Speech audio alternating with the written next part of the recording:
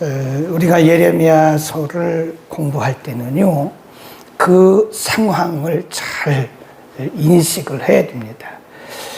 습득을 하지 않으면 이 말씀이 무슨 말씀인지 잘 알 수가 없어요. 우리가 어제 공부한 36장은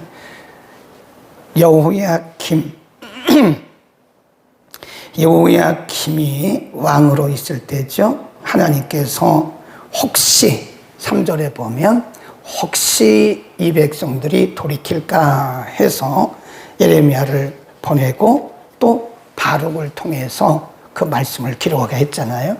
예레미야는 옥에 갇혔고 예레미야가 말을 하면 바룩이 기록을 했죠. 그거를 구전이라고 합니다. 바룩의 구전. 그 구전을 가지고 왕 앞에 가서 읽잖아요. 이렇게 보면 왕이 그 말씀을 들으면서 23절에 보면 여호디가 3편 4편을 낭독하면 왕이 소도로 그것을 연하여 베어 화롯불에 넣어서 온 두루마리를 태웠더라. 그 말씀은 하나님의 말씀에 대한 강력한 반발이죠. 하나님의 말씀을 태운 거예요. 그렇다고 해서 하나님 말씀 자체가 사라지는 건 아닙니다. 거기 보세요. 27절에 보면 왕의 두루마리와 바룩이 예레미야의 구전으로 기록된 말씀을 불사른 후에 여호와의 말씀이 예레미야에게 임하니라. 28절 너는 다시 다른 두루마리를 가지고 그랬죠. 하나님의 열정이라고 그랬죠. 사람들이 아무리 거부하고 말씀을 이렇게 불로 태워도 하나님의 그들을 향하신 열정은 식지 않는다 그랬고요. 37장으로 오면 요시아의 아들 시드기야가 여호야김의 아들 고니야를 대신하여 왕이 되었다. 그러니까 어제 36장의 내용은 누가 왕으로 있을 때예요? 여호야김. 그런데 끝에 보면 그로 누가 그랬죠? 바벨론 왕 느부갓네살이 그가 누구죠? 그 앞에 가보면 시드기야를 유다 땅의 왕을 삼았다. 그러니까 이제 여호야김은 끝났어요. 그리고 사실은 여호야김의 아들 고니야라는 사람이 왕이 되어야 되는데 바벨론 왕이 와가지고 좌지우지한 거예요. 그러니까 이미 유다는 망했다. 왕도 바벨론 왕이 정하는 거잖아요. 원래는 그 아들이 왕이 돼야 돼요. 세습이니까. 근데 그거를 다 패하고 시드기야를 세워서 왕 삼은 거예요. 그러니까 이미 유다는 넘어갔다. 바벨론에 넘어갔다. 그런 거죠. 2절 시작. 그와 그 신하와 그 백성의 여호와께서 선지자 예레미야로 하신 말씀을 뭐 했어요? 듣지 않더라. 이게 핵심이에요. 끝까지 안 듣습니다. 뭐 했는데도 안 들어요? 이미 시드기야를 느부갓네살이 와가지고 자기 마음대로 유다의 왕으로 삼았다는 거예요. 나라가 지금 넘어간 거잖아요. 그런데도 안 듣는다 이거죠. 네, 이 사람이 사악하면 이 귀가요 꽉 막혀버립니다. 네, 그 예수님께서 말씀을 하셨어요. 마태복음 13장에서 씨 뿌리는 비유를 통해서 씨 뿌리는 자가 가서 씨를 뿌리는데 어떤 씨는 길가, 어떤 씨는 돌짝밭, 어떤 씨는 가시덤불. 요 세 밭이 문제거든요. 길가 같은 마음밭, 또 돌밭 같은 마음밭, 가시덤불 같은 마음밭. 말씀을 못 받아요. 근데 가장 문제가 뭐냐면 길가 같은 마음밭. 길가. 굳어진 거죠. 사람들이 많이 다니니까. 사람들이 밟고 다녔단 말은 이 세상의 여러 가지 사상과 말들, 자기 경험 이런 것들로 이 마음이 굳어져 버린 거예요. 그러면 하나님의 말씀이 그 마음에 뿌리를 못 내려요. 자리를 잡고 뿌리를 내려야 되는데 뿌리를 내릴 수가 없어요. 그러니까 누가 와요? 새가 뭐라고 그랬어요? 마귀가 와서 말씀을 탁 뺏어가요. 말씀을 뺏어갑니다. 그러니까 크리스찬 중에 가장 불행한 사람이 말씀 듣고 은혜 못 받는 사람이에요. 심각합니다. 혹시 우리 가운데 가정에서도 예배를 드리면서 내가 말씀을 듣는데 왜 은혜가 안 되지? 내가 말씀을 읽는데도 왜 깨달음이 하나도 없지? 라고 믿어진다면 자기를 치워야 돼요. 내 가슴을 치고, 성경에 뭐라 그랬어요? 마음밭을 기경하라. 기경이란 말은 갈아엎는다는 거예요. 우리의 마음밭을 갈아엎기 전까지는 안 됩니다. 그런 사람들은 예수님이 여기 오셔서 말씀을 전해도 은혜 못 받아요. 그러니까 우리의 마음밭이 옥토가 되고 우리가 들을 귀를 열리잖아요. 들을 귀가 열리고 겸손한 마음을 가지면 애들이 성경을 읽기만 해도 은혜 받는다니까요. 읽기만 해도 은혜를 받아요. 그런데 하나님의 말씀이 내게 와서 들어지지 않고 깨달아지지 않는 거예요. 말씀을 듣기는 들어요. 그런데 이게 다 남의 말씀이다. 그래서 우리는 그걸 큐티에서 뭐라고 하냐면 말씀 퍼내기. 삽을 가지고 말씀을 다 퍼내는 거야. 아, 이건 오늘 내 남편이 들어야 할 말씀이야? 남편에게 퍼내버려. 아, 이건 우리 아들이 들어야 할 말씀이다. 아이고, 오늘 아들이 들었어야 되는데 아들에게 팍 퍼내. 아, 이거는 우리 아내가 들어야 할 말씀이야. 그리고 아내에게 팍 퍼내. 나중에 보니까 내게 오는 말씀은 하나도 없어요. 지금 유다 백성들의 마음밭이 길가 같은 마음밭이에요. 그럴 때 거기 보세요. 3절 시작. 시드기야 왕이 셀레마의 아들 여후갈과 마아스의 아들 제사냐 스바냐, 그 줄 보세요. 두 사람을 누구에게 보내냐면 예레미야에게 보냅니다. 전에 같으면 이 시드기야가요, 듣는 둥 마는 둥이라니까요. 그러니까 지금 상황이 다급하잖아요. 네, 다급하잖아요. 바벨론 군대가 들어와서 예루살렘을 다 에워쌌고, 자기는 왕이 될 군번도 아니고 순서도 아닌데 바벨론 왕이 와서 자기를 갑자기 왕으로 세우고 어찌할 바를 모르는 거예요. 그러니까 두 사람을 사절로 보내는 거예요. 두 사람을 예레미야에게 보냅니다. 여후갈과 그리고 스바냐를 선지자 예레미야에게 보내어 청하되, 거기 들읍시다. 너는 우리를 위하여 우리 하나님 여호와께 기도하라. 그 보세요. 우리를 위하여 우리 하나님께. 이 사람들이 언제 얼마나 우리 하나님을 찾았습니까? 지금 뭐 한 거죠? 다급한 거죠. 이게 인간의 모습이에요. 다급하니까. 그 전에는 하나님이 여러 번 예고하고 또 경고하고 권면하고 타이르고 여러 번 하셨잖아요. 근데 그때는 듣는 둥 마는 둥이라, 듣는 둥 마는 둥. 기가 막혀가지고 듣는 둥 마는 둥. 그러나 하나님이 예고하시고 경고하신 대로 바벨론 군대가 왔잖아요. 나라가 망해갔잖아요. 그러니까 다급해진 거예요. 그러니까 사람 둘을 보내서 말하기를 우리를 위하여 우리 하나님께. 이게 하나님을 모독하는 겁니다. 언제 이들이 우리 하나님이라고 말했어요? 그들 중심에 하나님이 없어요. 다급하니까 하는 얘기예요. 그러니까 우리도 일반적으로 보면요, 믿는 사람이나 안 믿는 사람이나 뭐라고 하죠? 하나님 그러잖아요. 근데 그들이 찾는 하나님은 미신적인 하나님이에요. 인격적인 하나님이 아닙니다. 우리는 지금 하나님을 뭐로 믿고 있죠? 인격적인 하나님. 우리 아버지, 살아계신 하나님으로 믿잖아요. 그러나 믿는 사람이나 믿지 않는 사람이나 인격적으로 하나님을 만나지 않고 하나님을 모시지 않은 사람이 하나님이라고 말하는 것은 미신적인 거예요. 미신적인 거. 사람들이 급하면 전쟁이 찾아가잖아요. 사람들이 급하면 무당 찾아가잖아요. 사람들이 급하면 어디 가서 뭐 사주팔자 이런 거 보잖아요. 똑같은 거예요. 네, 보세요. 늦었다는 거예요. 늦었다. 거기다 써놓으세요. 늦었다. 기도하라 하였으니. 4절. 때에 예레미야가 갇히지 아니하였으므로 백성 가운데 출입하는 중이었더라. 5절 시작. 바로의 군대, 거기 줄 보세요. 여기 보면 바로의 군대가 나오고 갈대아인의 군대가 나와요. 바로의 군대는 애굽 군대입니다. 애굽은 이 아래에 있는 나라죠. 이 사람들이 왜 왔나? 시드기야가 요청한 거예요.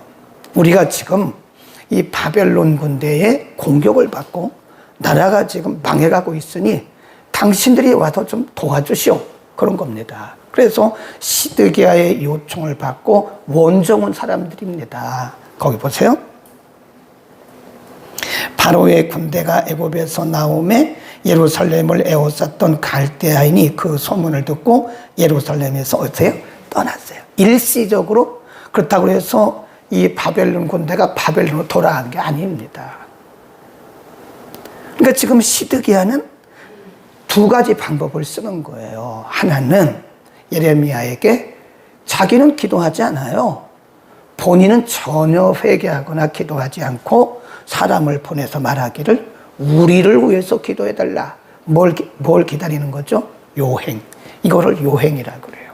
요행을 말하는 거예요. 사실은 시드기야 자신이 회개하고 하나님께 돌아가야 되는데 요행을 말하는 거예요. 그리고 애국 군대에 도움을 요청했잖아요. 근데 애국 군대가 왔어요. 그러니까 일시적으로 바벨론 군대가 간다고. 그러니까 시드기야는 거기서 속는 거예요. 야, 이제 우리가 됐구나. 괜찮구나. 예레미야가 우리를 위해서 대신 기도하니까 우리에게서 바벨론 군대는 가고 애국 군대가 우리를 도우러 왔으니 우리는 안심이다. 이게 착각하는 거예요. 착각하는 겁니다. 그때 이렇게 말합니다. 이스라엘 하나님, 거기서부터 시작 7절 시작. 이스라엘의 하나님 나 여호와가 이같이 말하노라. 너희를 보내어 내게 구하게 한 유다 왕에게 이르라. 너희를 도우려고 나왔던 바로의 군대는 자기 애굽으로 돌아가겠고. 이 말은 뭐죠? 소용없어. 그 말이에요. 소용없어. 너희는 이제 끝이야. 애굽의 군대가 일시적으로 돌아왔지만 곧 갈 거야. 그런 얘기입니다. 소용없다. 그 말이에요. 갈대아인 바벨론 군대죠. 갈대아인 바벨론 군대가 다시 와서 이 성을 쳐서 취하여 불살이리라. 9절 시작. 나 여호와가 이같이 말하노라. 너희는 스스로 속여 말하기를 갈대아인이 반드시 우리를 하지 말라. 그들이 떠나지 아니하리라. 우리를 떠나리라고 하는 그 말에 속지 말라는 거예요. 하나님이 예레미야를 통해서 그들 떠나지 않아. 그러니까 여기서 시드기야의 방법, 하나님의 방법이 충돌하는 거예요. 시드기야는 회개했어요? 안 했어요? 안 했어요. 백성들 회개했어요? 안 했어요. 그리고 누구를 찾아요? 우리 하나님. 그게 미신이라니까요. 회개하지 않고 마음의 인격적인 하나님을 모시지 않고 하나님을 부르는 것은 그건 미신입니다. 틀림없이 미신입니다. 네. 어떤 집에 가보니까요, 예수님 사진이 집집마다 방방마다 붙여 있어요. 그거 중요하지 않습니다. 그 사진 떼어내세요. 예수님 사진이 우리를 지켜줍니까? 브라질에 가면요, 그 산에 세계에서 가장 높은 십자가가 있어요. 그 미신 믿는 거예요. 글 속에 이 십자가가 이 시를 지켜준다고 믿고 있는 거예요. 그거 거짓에 속고 있는 겁니다. 미신입니다. 우리 안에 예수 그리스도를 진심으로 모시지 않고 우리가 인격적인 하나님을, 살아계신 하나님을 섬기지 않는다면 그건 미신이에요. 나는 그런 거 다 띠라 그래요. 그건 뭐 중요하냐 그게. 물론 말씀 같은 거 한두 개 놓는 거야 좋죠. 그러나 그것도 믿어야 돼요. 여러분 집에 벽에다가 이렇게 말씀 성구 걸어 놓잖아요. 너무 좋은 거죠. 그러나 믿어야 돼요. 그걸 믿지 않고 저것이 나를 지켜주겠다고 생각하면 그것도 미신입니다. 어? 우리는 잘 생각해. 지금 여기 뭐라고 그랬어요? 너희가 지금 속고 있다. 속고 있다. 두 사람이 와서 에레미야에게 우리를 위해서 기도해달라고 말하는 그 말이, 그리고 막상 그렇게 기도하고 나니까요, 진짜로 애굽의 군대가 왔어요. 바벨론 군대가 떠났어요. 근데 하나님 뭐라 그래요? 여기 속지 마. 바벨론 군대가 다시 와. 그 말입니다. 그러니까 인간의 방법과 하나님의 방법이 충돌해요. 근데 누가 이겨요? 하나님의 방법이 이거를 다 없애버립니다. 우리는 미신에 속으면 안 돼요. 거기 한번 보세요. 미신에 속지 마라 그러잖아요. 다시 한번 9절 시작. 나 여호와가 이같이 말하노라. 너희는 스스로 속여 말하기를 갈대아인이 반드시 우리를 떠나리라 하지 말라. 그들이 떠나지 아니하리라. 가령 너희가 너희를 치는 갈대아인의 온 군대를 쳐서 그 중에 부상자만 남긴다 할지라도 그들이 각기 장막에서 일어나 이 성을 불살할 것이다. 마침 혹은 만일 애굽의 군대가 와가지고 그 바벨론 군대를 쳐서 바벨론 군대가 부상당했어요. 애굽의 군대에 의해서 부상당한 바벨론 군대가 다시 일어나서 이 예루살렘 성을 다 불태울 거야. 하나님 앞에 사는 길은요, 회개밖에 없어요. 그래서 써놓으세요. 회개만이 살 길이다. 가끔 크리스찬들 중에서도요, 불안하니까 전 보러 간대요. 많습니다. 불안하니까 여기 가서 기도받고 저기 가서 기도받고 위로를 받으려고 하는데 그거 하지 마세요.